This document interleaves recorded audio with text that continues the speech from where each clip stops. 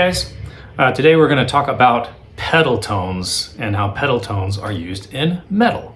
The term pedal tone is used a lot in describing Baroque music. So if you think about the organ music of Bach, pedal tones were basically, they had those foot pedals on organs and they would hold, sustain a low note while they would play chords and figures over the top of it. So that's kind of where the term comes from, referring to the pedals on those big pipe organs. Now for us, basically it's going to mean any low sustained note with chords or melodies playing over the top of it. And what makes them cool is those chords and melodies just interact with that low sustained note differently, kind of depending on what you do. Sounds really progressive and is a great tool to use in songwriting. So pedal tones have been around in rock music for a while. If we go back to the 70s, you'll hear riffs that sound like this.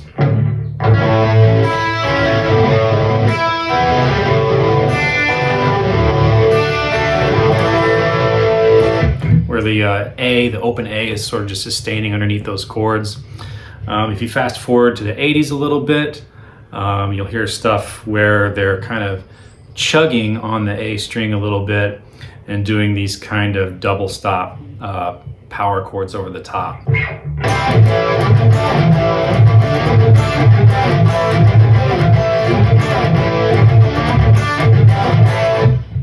Like so. So what we're going to do today, we're going to talk about how we can apply this to sort of a modernish metal context. So we are in drop D today.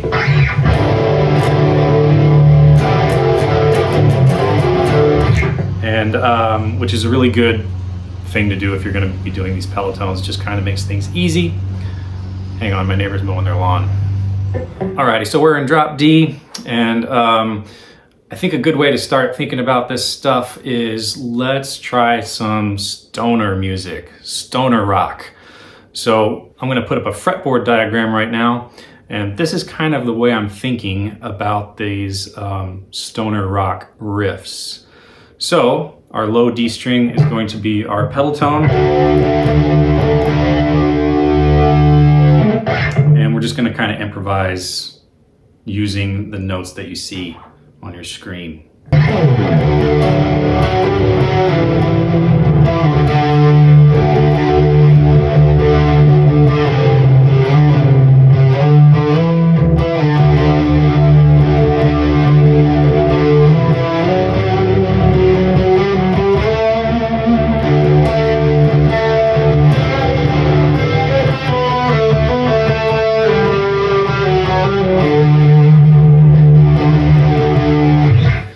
Want to kind of relax into this, try to hit some notes on the A string and that D string, so you're getting used to sort of skipping over the A, doing some upstrokes, doing some downstrokes, and you can just kind of use this as a warm-up. All right, now let's switch our mindset over to metal mode. And what I think would be a good idea here to start with is just doing some triplets on your low string, and try to add accents on the beats. All right, so if you just start doing some triplets,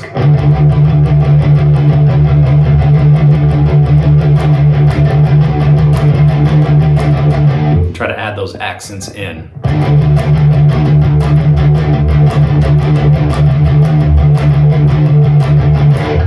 And if you're doing this right, you'll notice that the accents are going to be alternating between an upstroke and a downstroke every time. So your first one will be a down, then you'll have an up and a down on the non-accented notes, then you're going to be ready for an upstroke accent. So this is going to be important as we move forward here. Notice the fretboard diagram below. This is what we're going to be using. This is what I'm going to be thinking about as we attempt some of this stuff. So we're going to try starting out here just with the accents again. But we're going to do our accents on another note on another string. So let's go to the A string. We're going to go to the 5th fret and do that D there, and try to hit that with each accent.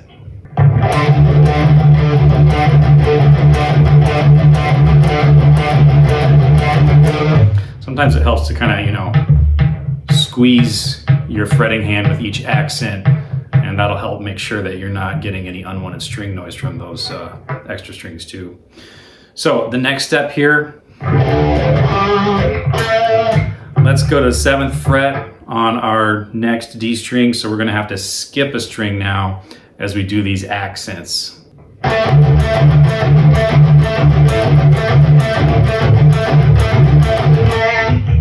Okay, moving right along. Now you can kind of just check out the fretboard diagram and just sort of pick some notes at random, try moving this around a little bit and see what you can come up with.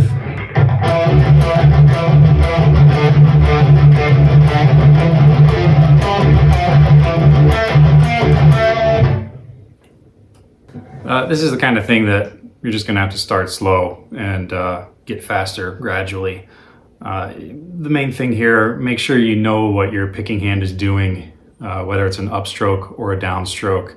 And after you spend some time focusing on that, hopefully you can kind of put it in the back of your mind and just sort of pick notes at random that you want to try improvising with. Let me show you a few Killbot riffs that use this technique, and it's a little different, but what we're going to start with here, just on your low A, we're going to experiment with this sort of pattern. So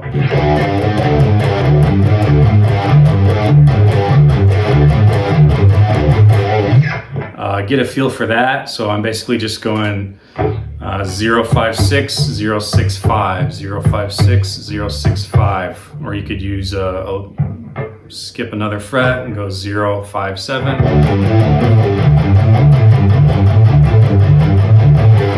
Just get used to doing that first.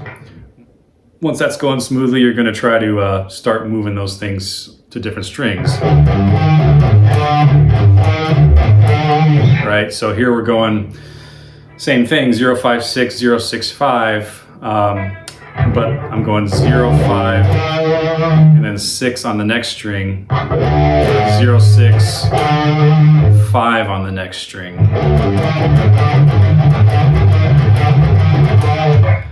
Once you get comfortable with that, try skipping over that string.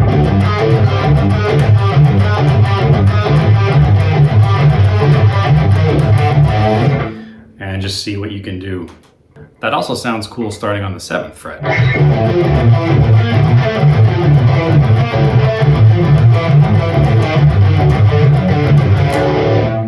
So just play with it, see what you can come up with. Go slow, gradually get faster. I know you get tired of hearing that, but it's the truth. And later on, we'll talk about how to specifically use a metronome to increase your speed. I promise. As always, thanks for watching. Go forth, practice, have fun. See you in the next one.